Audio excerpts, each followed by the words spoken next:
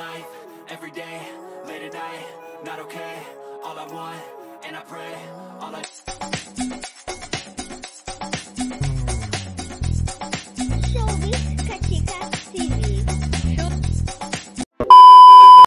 Hello mga kachika! Last weekend nga March 25, 2024 ay present din nga si Sara Labati sa grand opening ng Solaire North sa Quezon City. At talaga namang napakaganda nga ni Sara Labati at enjoy na enjoy kasama ang kanyang mga kaibigan. Seatmate nga niya ang mag-asawang Megan Yang at Michael Daes, Jasmine Curtis Smith, Ann Curtis, Nicole Anderson, at Camille Co. At talaga namang marami nga sa mga netizens ang napakomment na wala pa nga rin ngang kupas ang ganda ni Sara Labati.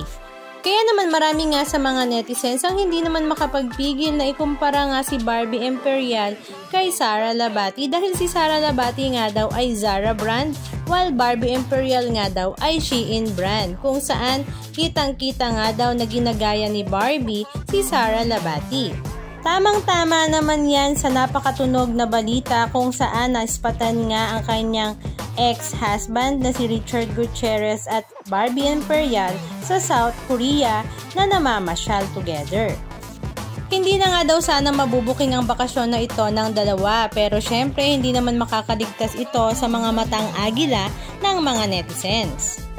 Ganun pa man ay no comment naman dyan si Sara Labati at ini-enjoy na nga lang niya ang kanyang singleness.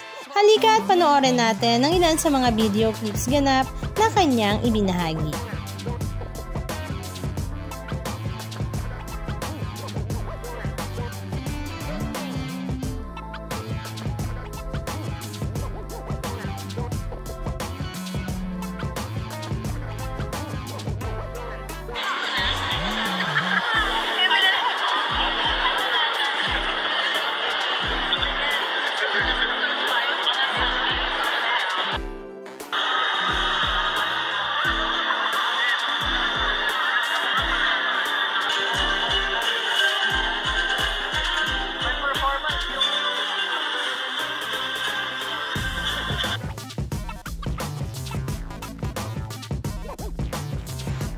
Anong masasabi nyo mga kachika? Just comment down below.